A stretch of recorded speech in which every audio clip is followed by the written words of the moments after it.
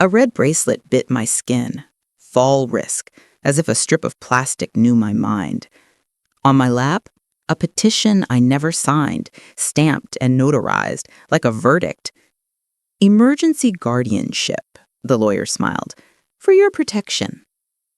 Protection from what? My own name? I've delivered babies in this town for 35 years. I can count a heartbeat in the dark.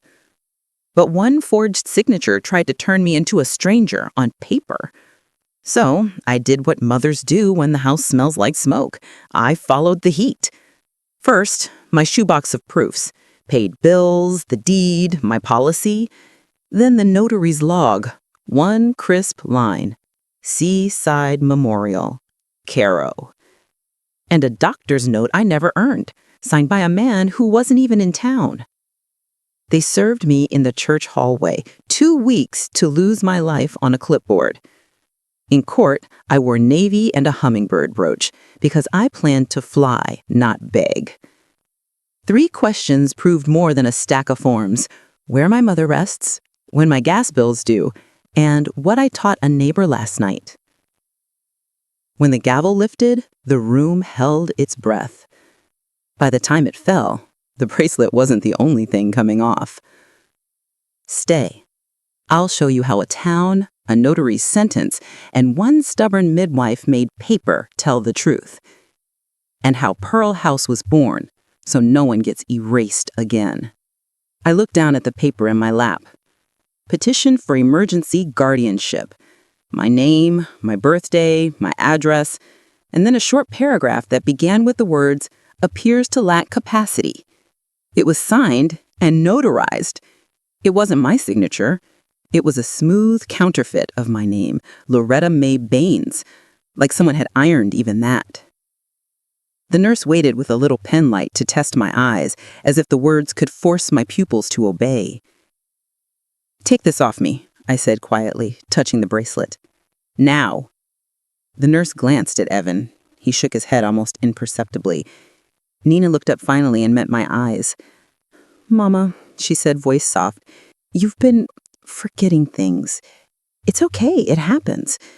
We're just trying to help before something awful happens. I did forget some things. I forgot to buy eggs on Tuesday, and I forgot where I put my reading glasses for an entire morning. I forgot to take my coat from the back of Reverend Caldwell's chair one Sunday, and he brought it to my porch after choir rehearsal. I did not forget who I was.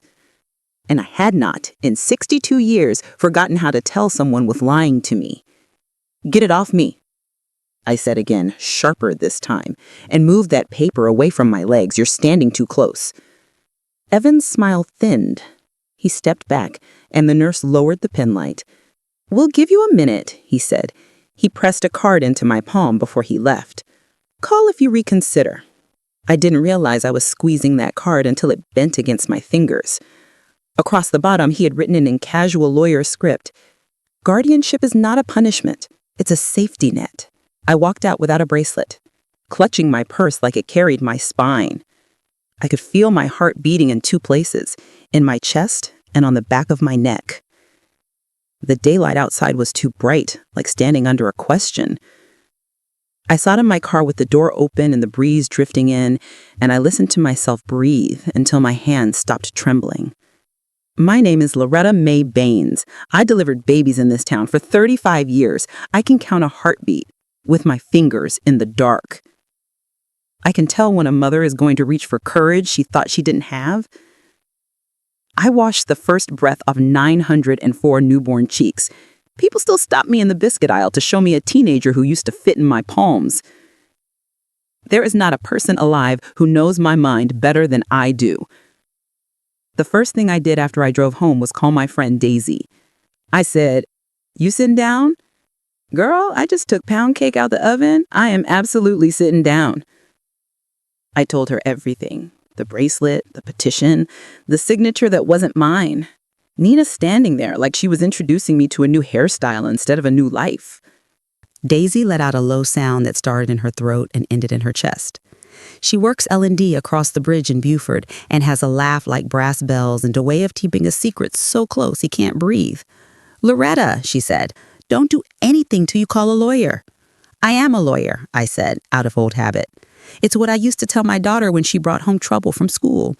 I was her lawyer, her food, her prayer.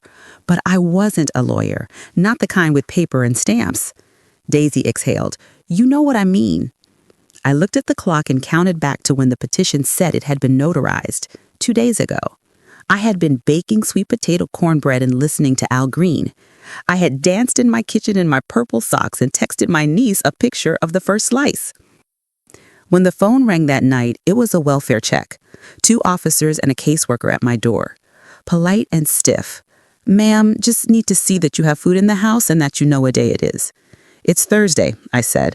I know because I watered the ferns on Thursday and cussed at the raccoon for getting into my trash on Wednesday night. The caseworker glanced at the ferns. Can you tell me who the president is? I can tell you who my pastor is, my mail carrier, my neighbors on both sides, the name of the nurse who tried to strap a lie to my wrist today and the lawyer who stood beside her. I can tell you who built this bookshelf and how to swaddle a screaming child in 19 seconds blindfolded. I can tell you the line in my insurance policy that my daughter is trying to climb across. The younger officer coughed into his hand to hide a smile. The caseworker looked down at her clipboard. After a moment, she nodded. All right, she said softly. I'll note you're safe and oriented. You take care. When they left, I pressed my forehead against the cool wood of the door. A person can stand up straight for other people and still feel her knees wobble in the empty hallway. People think betrayal is loud. People think it bangs pots and shouts from the front porch. But the kind that cuts your life in half is quiet. It slips an arm under yours in a hospital you help supply with blankets and says, this is for your own good. It puts a bracelet on you while you're in your sweater and your soft shoes because you stopped in to push a tray of cookies into the nurse's break room and to ask your daughter if she's eating enough on the night shift. I fell asleep that night in the chair by the window. I dreamed I was standing in the ocean with a berth caught inside me like breath. The water was warm and the sky the red of a fresh scar. When I woke, the light had changed and I knew the truth had too. People always ask me where I learned to listen like I listen. My grandmama Pearl worked as a root woman and a lay midwife down in Jasper County before the hospitals let us in, and she taught me to quiet my mouth and trust what came up through my feet. The ground don't lie, she'd say.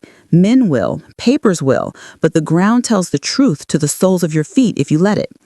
That morning, I put both feet on the floor and thanked God for a life that taught me how to stand. I pulled the life insurance policy from the shoebox in my closet. The shoebox once held white church heels. Now it held everything you shouldn't have to prove to people you love.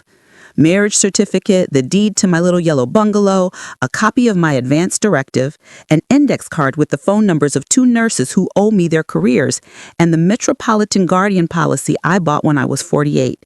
It had a long-term care rider. If I became too sick to care for myself, it would pay a portion early to a facility. If I didn't, it would pay out to the person I had named as a beneficiary when I die. I had never changed it after Calvin passed. I made the beneficiary a scholarship fund I dreamed of building for young Black midwives in the Low Country. Nina exactly knew what the policy said. She was the one who'd helped me make a spreadsheet of the premiums.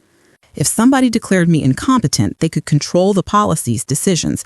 They could activate the rider, and if that money started flowing, there were people who'd be happy to stand under the spigot. I fixed coffee as the sun came up, black and hot, the way Grandmama Pearl drank it before births. I wrote names on an envelope: attorney, notary, primary care, hospital compliance. The pen scratched across the paper like I was stitching my skin. When I tell you Nina was a good girl, I want you to know that's true. She loved to press her cheek against my arm when she was small, loved the way my skin felt cool in the morning and warm at night.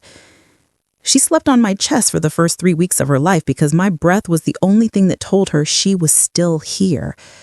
She was the quiet child who cut out paper dolls and arranged them in family groups, who lined her crayons in color order and cried when the yellow broke. She was the middle schooler with a grown-up frown doing algebra while I made chicken and rice. She graduated nursing school with honors and sent me a selfie in her white pinning uniform, and I cried big, ugly tears onto my apron because she had arranged her own colors into a life. But somewhere between that day and this one, she learned a different kind of math, the kind where a mother is a column you can borrow from. It started small, Mama, can you co-sign on my Honda just until the interest drops? Mama, can you spot me $200 till I get my first paycheck at the hospital? Mama, can Skylar stay with you? Lord, I'm sorry, I forgot you don't have a Skylar. I keep doing that. She say it with a laugh like she could make a joke into an apology. Then she met Evan. The first time he came to my house, he handed me a bottle of wine he couldn't pronounce and talked for 10 straight minutes about hospital liability. We're cleaning up, Miss Baines, he said. No more old boys club, no more under-the-table deals. He seemed like a man who had read a lot about empathy and decided to buy some. I didn't dislike him. I just felt like he could look at an ocean and only see water. One night at a fundraiser, they put my name on a slide to thank me for paying for the new rocking chairs in the postpartum unit. They spelled it wrong. I laughed and tucked the napkin under my water glass. Nina made a joke from the podium about how her mother was old school and still carried cash and still used a flip phone. The audience laughed, and I laughed, because you laugh when your child mispronounces you publicly. But later, when a junior doctor asked her if I was okay to drive at night, something moved in my chest like a shift in the weather. And still, I brought muffins to the nurses, and still I ironed my Sunday dresses and brought Nina a little bag of pre-cut fruit because I didn't like the way her cheeks were sinking in under the fluorescent lights. When my husband Calvin died, I took the life insurance and put half into the house and half into that policy. I kept working double shifts until my hands cried uncle and my knees whispered, "Sister, have a seat." I was proud, modest, paid off. I slept at night because I had kept my promises. Then someone at the hospital saw a cash river and thought they knew how to dam it. I found an elder law attorney the way I find everything, through the women I delivered. There's a network of mothers that can outrun Google. I called Brenda, who calls herself a professional auntie to the whole neighborhood. She told me, "Brenda Shaw, downtown, ask for her. Tell her you delivered my twins with no epidural while their father fainted." I laughed and called. Marquita saw me the next day. She was tall and sharp and didn't pretend to be softer than she was. She listened with her eyes and her hands still, as if she was making room on the table for the truth to land. When I finished, she tapped a petition with her index finger. She said, "They're going to argue that you're at risk, that you're vulnerable, that this is preemptive out of love. They'll dress it in language so pretty you'll want to hang it on your wall. But if the signature is false, that's fraud. And if anyone at the hospital participated, that's trouble." She slid a legal pad toward me.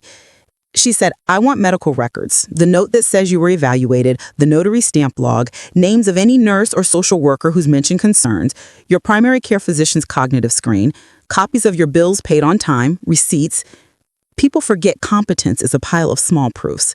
"I'd been proving myself my whole life," I said. She smiled without showing her teeth. "Then this will be light work." I left her office with the first piece of myself stitched back into place. Harbor Point is the kind of small coastal city where a woman at the post office knows your birthday because she remembers your baby shower cake. I stopped by Dr. Sylvia Chen's clinic and asked her to squeeze me in. She'd been my primary for a decade. She looked at me over the top of her glasses. "Loretta, who do I have to fight?" "I'll give you initials," I said. "You can fill the names in with your imagination." She made me coffee in a paper cup and closed the waiting room blinds. Then she did the memory tests. Months backward, draw a clock at 11:10, remember 5 words after 3 minutes. She added tests she knew nurses used to shortcut the process when they wanted a certain outcome. "Say these 3 things," she said. "Now say them backward." She asked me to stand with my feet together and my eyes closed. She watched me with a face as serious as a violin. When she finished, she printed a letter on letterhead while I waited. Ms. Loretta Mae Baines is oriented to person, place, time, and purpose. There is no clinical evidence of cognitive impairment. Recommendation: independent living without restriction. She signed in blue ink and pressed the pen into my hand. "You've taken care of half this town," she said. "Let us help you carry a corner." I didn't cry in her office. I waited till I walked under the live oaks. Then I let the tears come, hot and relieved and angry at once. In times of trouble, women find notaries. That's a rule nobody teaches, but everybody obeys. I went to the UPS store on Bay Street where a woman named Caroline kept a jar of peppermint on the counter and a row of stamps like soldiers. I placed the petition on the desk and watched her face as she read. She pointed at the seal. She said, "That's my stamp." Then she looked at the signature line and went quiet. She said, "I notarized this. I mean, my seal did. I don't remember you." I said, "You didn't notarize me. I wasn't there." She swallowed, her throat worked. Finally, she said, "Sometimes hospital staff come in, they bring a stack. They say, 'We need these stamped. The patient can't walk well.' They show ID, I record in my log, hospital documents. We've worked with them for years." She stopped talking and stared at her hands. "Ms. Baines, if I stamped something without you present, I was wrong. Do you remember who brought it?" She hesitated, then pulled her log from the drawer. The date matched the petition. Next to it, Seaside Memorial, Caro. She rubbed her bridge of the nose. "He used to come in regular. Says it keeps things efficient." She met my eyes. "It's not how it's supposed to work." I touched the back of her hand. "The right thing now will be enough. Can you write a statement to that effect?" She nodded slowly as if lifting a weight. "I will."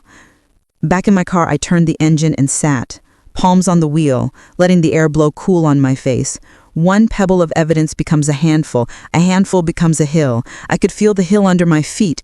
We sat in a glass box with a view of the marsh grass and the hospital smoking gazebo. Ms. Abbott took notes while I laid the documents between us on the table. My primaries letter, copies of my paid bills, photos of my pantry, a list of 36 women with phone numbers who would testify that I sewed prom hymns and babysat their children and drove other grannies to dialysis. Caroline's statement. I held back one thing. I didn't mention the network of mothers who also happen to sit on boards, run small businesses, and donate to endowments. Ms. Abbott's pen stopped when she saw the notary statement. "I see," she said. Her voice shifted. "You know when someone finds out a stove is hot but tries to keep talking while their palm throbs?" "I'll open a formal investigation," she said. "It will be internal at first. If there's evidence of misconduct, we'll refer to the state medical board and the bar as appropriate." "Appropriate," I echoed. "That's a nice word." "It is," she said, meeting my eyes. I tried to make it real. By the weekend, everyone at New Hope Missionary Baptist knew something was wrong, and nobody knew exactly what. We are a church of soft spies. Sister Thelma pressed an extra plate of chicken and dumplings in my hands for later. Deacon Wilkins asked if I needed my gutters cleared. 3 mothers I hadn't seen since their babies started kindergarten stopped me in the parking lot to tell me I looked like somebody who had already won something. That Sunday, as I buttoned my jacket in the foyer, someone shoved papers into my hands hard enough to sting. "You've been served," the young man said, without a hello. The top page, petition for temporary guardianship, hearing date in 2 weeks. There are moments you remember where you're standing forever. I was standing on the hinge between the church sanctuary and the hall with the framed photos of past pastors, the smell of hairspray and hymnal paper, the warmth of other people's voices. I looked at the date, and something inside me settled like a suitcase put down. After service, I sat with Reverend Caldwell in his office for exactly 8 minutes while he blessed me with a prayer short enough to matter and long enough to settle my blood. He said, "God of right things, if there is anything wrong, let it be a map to rightness. Let the truth stand up tall in the room. Amen." No fancy, just a map. At home, I called Marquita and we divided the work. She would file to quash the petition and request a dismissal with prejudice. I would gather the rest of the people who had watched me live my life on purpose. I called a retired neurologist named Harold Klein, who lived 2 doors down and kept a vegetable garden like an orchestra. He had watched me carry bags of potting mix twice a day for 10 years. "Ms. Baines," he said, "I see you remember everyone's name and when their tomatoes are due. You can keep my head straight if I lose mine." I called Daisy and asked if she knew any nurses at Seaside who still believed the job was holy. She gave me 2 names, one a young black nurse named Raven with a voice like she was always smiling, the other a white woman from upstate with a ring on her finger that made a click each time she tapped a pen. "I can't speak in court," Raven whispered to me later in a parking lot, "but I can tell you where the documents live and who signed what. Ms. Loretta, we learned your name our first semester. Ask any nurse who's worked postpartum for more than a week." The world had put me on a chair in a corner and told me to play small. I got off the chair. That week got mean. Somebody left a note jammed into my screen door that said, "Let go."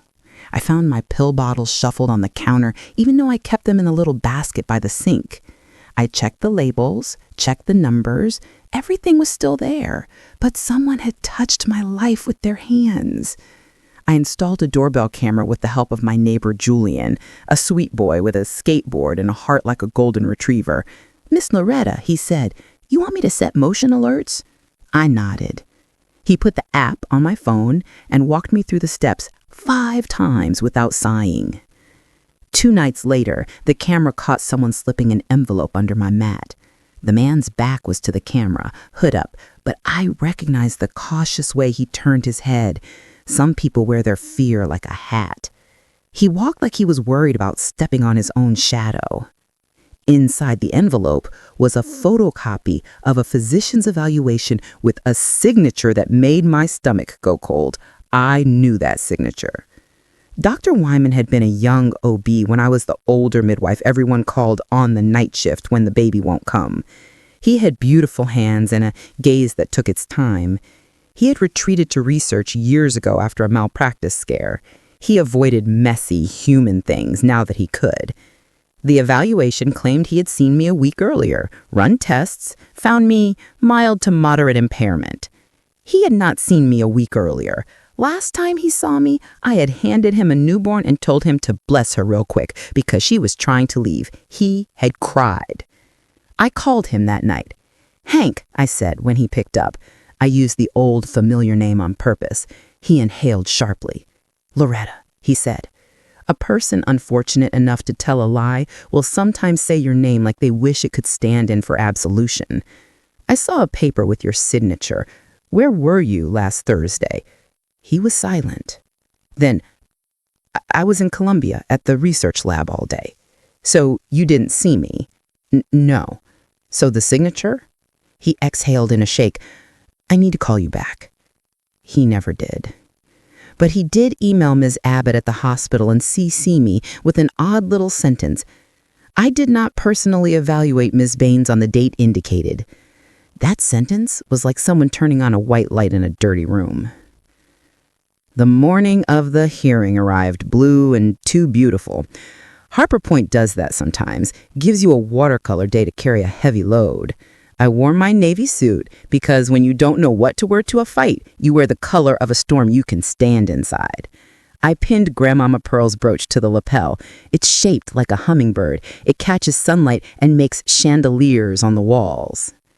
Family court in our county building looks like someone tried to make a library into a courtroom. The judge was a black woman about my age with a streak of white at her temple and a gaze like the end of foolishness. I watched her watching the room and felt my shoulders fall a little. Judges carry weather with them. Hers felt like October, clear, bracing, no nonsense. Evan sat at the petitioner's table with a firm jaw and a tie the color of bruise. Nina sat beside him in a dress I had bought her for a job interview last spring. She turned her head to the side, and I saw that her earring was one of the pair Calvin had given me on our 10th anniversary, the pair I gave her when she pinched flat an acceptance letter and cried like she'd seen God. I let the ache move through me and then keep going. Marquita stood when the judge called our case. She spoke with her spine. "Your Honor," she said, "we move to dismiss the petition with prejudice on the grounds that it's been filed in bad faith, supported by falsified medical documentation, and accompanied by a notarization obtained without the signatory's presence." Evan stood, smooth as a spoon. "We're simply looking out for Ms. Baines's interests. Her daughter has observed cognitive decline. There's been concern reported to APS." "And yet," Marquita said, "remarkable coincidence that those concerns solidified shortly after it became clear Ms. Baines intended to allocate her life insurance proceeds to a scholarship fund, not to her daughter." The judge raised a hand. "We're not here to litigate family disappointment, counsel. We're here to determine competency and whether the petition was properly made." She turned to me. "Ms. Baines, will you speak for yourself?" I stood. "Yes, Your Honor." My voice came out low and steady, like a well. "I have lived in Harbor Point my whole life. I worked as a midwife here for 35 years. I pay my bills on time. I drive myself. I manage my home. I write grocery lists and forget eggs sometimes because I don't like eggs. A little ripple of laughter. Quick, polite. My daughter is a nurse manager at Seaside Memorial. Her fiancé is counsel for the hospital. I have a life insurance policy with a long-term care writer. 2 weeks ago, I was presented with a petition for emergency guardianship in a hospital where I was dropping off cookies. The petition bears a signature that is not mine. I handed the judge a blown-up copy of my signature from my driver's license next to the petition signature. A notary has provided a sworn statement that she stamped this without my presence. The physician whose name is on the evaluation wasn't even in town that day. My primary care doctor has provided a letter to the contrary. I can list the names of 50 people in this town who would tell you I still have my mind, but I'm not here to turn my life into a talent show. The judge's mouth twitched. Thank you, Ms. Baines. Marquita called Caroline. The notary hands shook, but her voice held. She read her statement. She said the word wrong, and it sounded like confession and relief. Marquita called Raven, who didn't look at Evan when she testified that hospital counsel had brought paperwork to certain departments for expedience. She didn't accuse. She simply said what was true. Dr. Chen spoke calmly from a Zoom screen where her office plants sat like witnesses. Evan offered objections you could feel had been practiced in a mirror, words like hearsay and conclusory. The judge overruled twice and sustained once to make sure she looked fair. Then Marquita did the smartest thing I watched anybody do that day. Your Honor, she said, I'd like to ask Ms. Baines 3 questions on the record. She turned to me. Ms. Baines, where is your mother buried? In the St. Luke's Baptist churchyard in Hardyville, under the live oak to the left of the gate, her headstone has her kitchen Bible verse on it. Do not neglect to do good and to share what you have. When is your gas bill due? The 17th, but I pay on the 10th because I don't like the idea of men needing to knock on my door. What was the last thing you taught someone to do? Last night, I said, and I looked at the judge. I taught my teenage neighbor to set up a doorbell camera so his mama could see when he gets home from skate park. The judge wrote something down. She didn't ask what. She sat back a little as if the chair did something it wasn't supposed to do. Then she leaned forward and addressed Nina directly. Ms. Baines, would you like to say anything to the court? Her chin lifted a fraction. She looked at me. Her voice seemed to arrive from a different room. She said, I worry about my mother. She repeats stories sometimes. She leaves the stove on. She almost fell last week. Almost, I said before I could stop myself. The judge held up a hand, and I bit my tongue. Marquita didn't cross-examine my daughter. She simply put down her pen and waited in a silence that wasn't hostile. Nina lowered her eyes. For the first time that day, she looked like my child and not like a stranger wearing my child's face. The judge tapped her gavel lightly once, like she was waking it up. Petition denied, she said, dismissed with prejudice. Further, the court refers the notary irregularities and the apparently fabricated medical evaluation to the appropriate agencies for investigation. Miss Baines, she looked at me again, warm and stern at once. You go home and drink some sweet tea and rest. Miss Baines the younger, she shifted her gaze. You go home and consider who you let stand next to your mother with a pen in his hand. The room exhaled as if we'd all been underwater. I thank God, then the judge, then the air for letting me pull it in. When we stepped into the hallway, Evan leaned into Nina and whispered something through his teeth. Nina shook her head once in a way that told me she had heard enough whispers to last her. For a moment, he looked at me with a brittle hatred, the kind that believes it's protecting something good. Marquita put a hand on my elbow and steered me away. The hospital ethics hearing is next, she said under her breath. Compliance moved fast. They have to when a judge puts it in the file. The hospital hearing happened in a windowless room with a terrible rug. A panel of 3, a physician, a community member, a compliance officer, sat behind a table. Miss Abbott had dark circles under her eyes and a law book under her elbow. Evan had a lawyer who looked like he ate nails for salad. Nina sat a little apart, without a lawyer, without Evan's hand on her elbow. She looked smaller than I'd ever seen her, like she'd gotten lost inside a coat. The questions were surgical. Who carried the petition to the notary? Who asked Dr. Wyman to sign a paper he hadn't earned? Did anyone offer expedience as a reason for ignoring policy? Evan grew sleekly indignant. We were protecting a vulnerable adult, he said. This is a witch hut because Miss Baines is beloved in this town. Sometimes being beloved is evidence, and sometimes it's just noise. Today, it seems to be evidence. The hospital suspended Evan that afternoon pending the state bar's review. You could feel something leave his body when they said the word suspended. Power is a drug that wears off suddenly. Nina resigned from her manager position the next day to focus on family matters, the press release said. It felt like someone washing a sentence because it had blood on it. I did go home and make sweet tea. I made it strong enough to stand a spoon upright and poured it over a glass full of ice until it sang. I took off my navy suit and folded it the way my mother taught me so the shoulders didn't lose their shape. I sat on my porch and looked at the street, the live oaks, the crooked smile of my neighbor's mailbox. Julian coasted by on his skateboard and gave me a salute. I saluted back because I'm corny and proud, both. At dusk, a car idled at the corner longer than a car needed to idle. I recognized it because it had parked in front of my house on birthdays and holidays and one long night when Nina had the flu.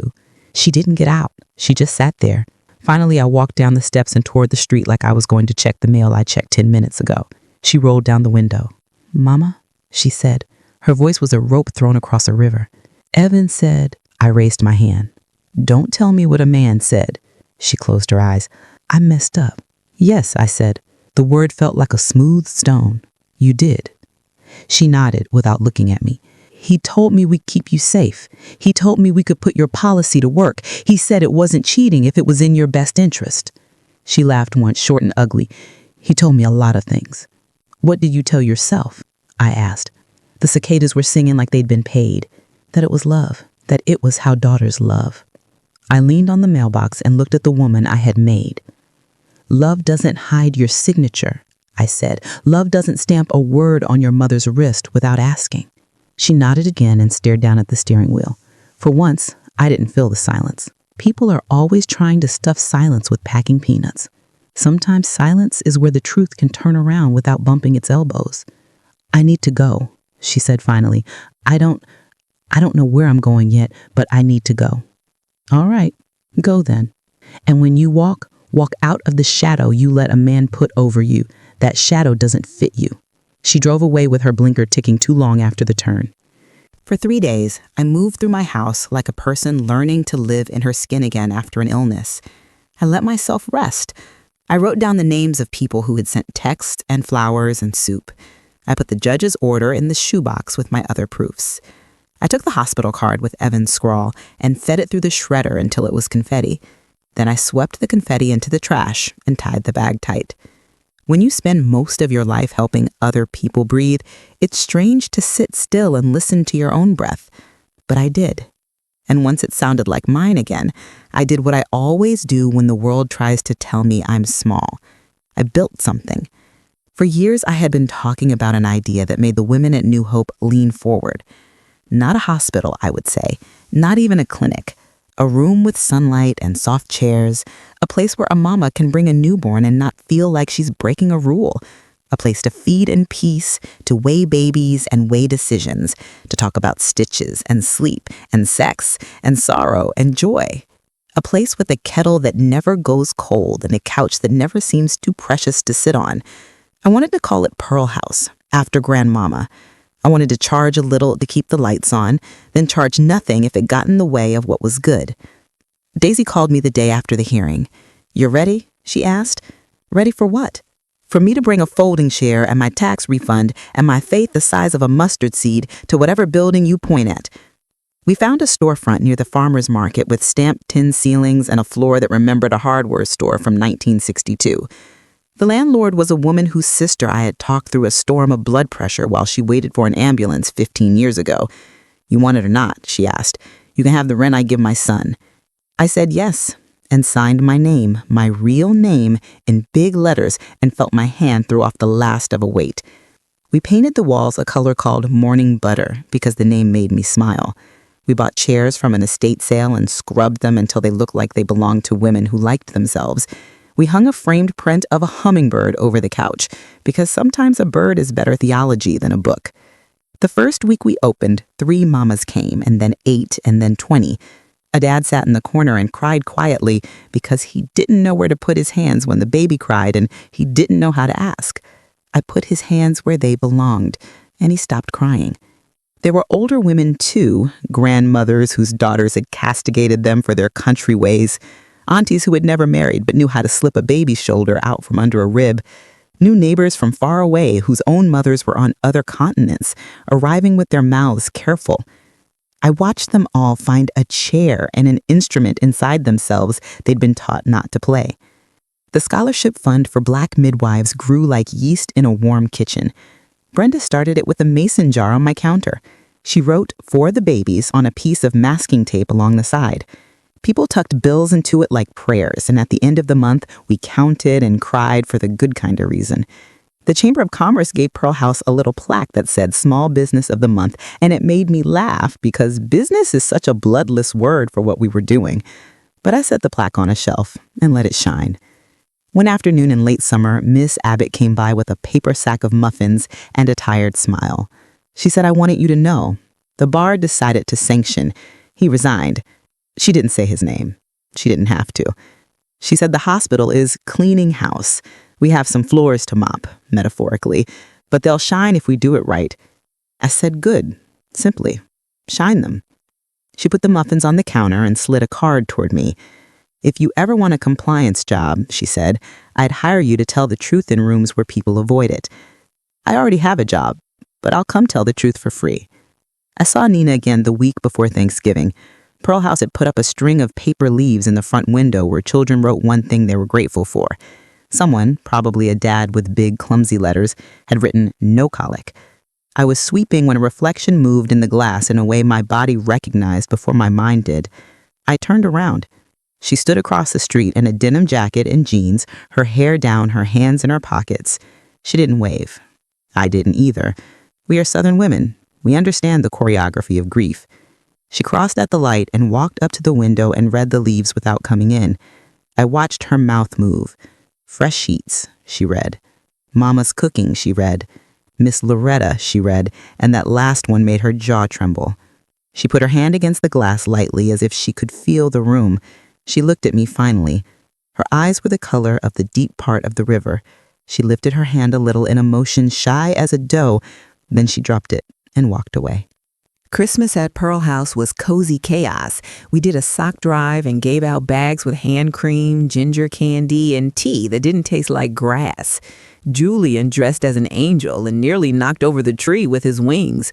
He signed his college acceptance letter on my couch while his mother cried on a chair with her face buried in her scarf. I coached a woman through her first baby's first bath with my own hands, holding the washcloth while she held her breath and then her breath released. The week the new year turned, a letter arrived at my house stamped from the state. "Complaint resolved," it read. "Guardianship petition withdrawn with prejudice. No further action required of Ms. Baines." The envelope held air that smelled like a library after rain. Around then, people started calling me to speak. A book club, a sister circle in Beaufort, a group of nursing students who wore their hair like they carried their foremothers in it. I told my story without making men the villain or women the saint. I told it without asking for pity. I told it like a map. Contentment is a quiet muscle. You strengthen it by living the day you have. Spring came in a rush of jasmine, and with it a woman I had delivered in 1998, with a scar above her left eyebrow and a baby now old enough to apply to college. She said, "We're doing a birth photo reunion. Will you come?" I stood in a line of women with our hands on one another's backs, and a photographer made us into proof against forgetting. I'm not vain, but I love that photo. I love the way my mouth says, "I told you so," without my eyes hardening. Christmas at Pearl House was cozy chaos. We did a sock drive and gave out bags with hand cream, ginger candy, and tea that didn't taste like grass. Julian dressed as an angel and nearly knocked over the tree with his wings.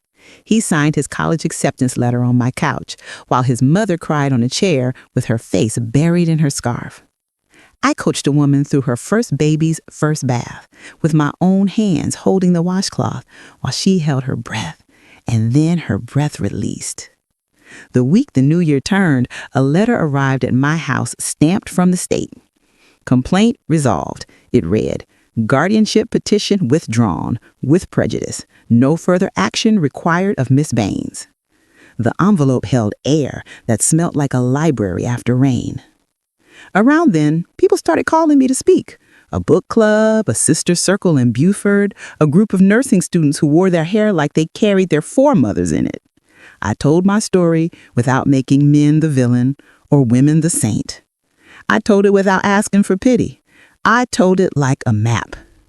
Contentment is a quiet muscle. You strengthen it by living the day you have. Spring came in a rush of jasmine, and with it, a woman I had delivered in 1998, with a scar above her left eyebrow and a baby now old enough to apply to college. We're doing a birth photo reunion, she said. Will you come? I stood in a line of women with our hands on one another's backs, and a photographer made us into proof against forgetting. I'm not vain, but I love that photo. I love the way my mouth says, I told you so, without my eyes hardening. In June, I got a call from a woman named Patrice I hadn't spoken to since she left the hospital. She passed along a message without making it a message. She saw Nina at the clinic, she said. She's doing community health part-time. She held a baby like she remembered how. That night, I dreamed of the ocean again, but this time the water was soft, and a school of little silver fish moved like confetti. The sky looked like the inside of a peach. I woke up with a smile on my face and a hunger for toast. Peace is so ordinary when you finally get some. It was August when Evan showed up at the edge of Pearl House. He didn't come in. He stood by the parking meter, turning the little wheel like he could wind the last year back. He looked thinner, the sleekness gone to seed. He waited until a mama and a toddler had gone out, then he came closer. Miss Baines, he said, with a polite incline of his head. Mr. Caro, I said, and my accent got a shade older because I was tired and the heat had turned my bones to butter. He glanced through the door at the couch where a young mother slept with her mouth open and her baby latched, both of them looking like heaven had sat down. I wanted to say, he trailed off. Lawyers look foolish when they're honest for the first time in a year. I misjudged you, he said finally. I shrugged. You misjudged what mothers owe. That's a bigger thing. He nodded like a man who had made a list and found his name far down it. I'm leaving town. It seems the air here has cleared. Good, I said, more gently than I expected of myself. Breathe somewhere where you can tell the truth without it being a costume. He looked like he wanted to ask forgiveness. I wasn't the one who needed to grant it. He walked away slow, like a man who had learned that you can't cut through the marsh without losing a shoe. On a Saturday in September, we held an anniversary at Pearl House. 1 year of kettle, couch, courage. We baked pies and sliced them big and uneven. People brought flowers in whatever they had, mason jars, old bottles, cereal bowls. The room smelled like sugar and milk and chamomile and 100 kinds of love. Daisy raised a glass of sweet tea and said, to Loretta, who remembered who she was before anybody else did. We clapped and I cried a little, and somebody sang a hymn off key, and it was perfect. Near the end of the afternoon, I stepped outside onto the sidewalk to breathe the kind of breath that goes all the way down. Across the street, a woman stood watching us. It took me a second to realize she was me 10 years ago. Same posture, same hair, same set of the mouth when she's holding a feeling. Then I blinked, and it was Nina. Her hair in a soft bun, her eyes full. She raised her hand. Not a wave, something humbler. I made the same small motion. You can forgive without inviting someone back into your kitchen. You can love without letting someone touch your papers. It's a hard thing. It's a holy thing. In November, the chamber sent another plaque and called me entrepreneur. Near the end of the afternoon, I stepped outside onto the sidewalk to breathe the kind of breath that goes all the way down. Across the street, a woman stood watching us. It took me a second to realize she was me 10 years ago. Same posture, same hair, same set of the mouth when she's holding a feeling. Then I blinked and it was Nina, her hair in a soft bun, her eyes full. She raised her hand, not a wave, something humbler. I made the same small motion. You can forgive without inviting someone back into your kitchen. You can love without letting someone touch your papers. It's a hard thing. It's a holy thing. In November, the chamber sent another plaque and called me Entrepreneur of the Month. I laughed and stuck it next to the hummingbird. That evening, I walked home under a sky so clear you could hear it. A man raked in slow, even strokes 2 houses down. He raised his head and nodded. I nodded back. The ground under my feet felt like a truth you can stand on. People ask me if I regret anything. I tell them my only regret is the time I spent trying to be smaller to fit into someone else's version of daughter and mother and safety. I tell them courage looks like an old woman in a navy suit saying one word at a time. I tell them to put their papers in a shoebox and their chin on a shelf a little higher than usual. I tell them love is not a guardianship. Love is an open hand and a stove turned off and a name written in your own handwriting across the place where you belong. I keep the plastic bracelet in the shoebox, not to remember what almost happened, but to remember who took it off. Some mornings at Pearl House, I arrive before the sun and turn on the kettle. The street is quiet. The rug holds the shape of yesterday's feet, and the couch hums a little, as if it kept someone's dreams safe overnight.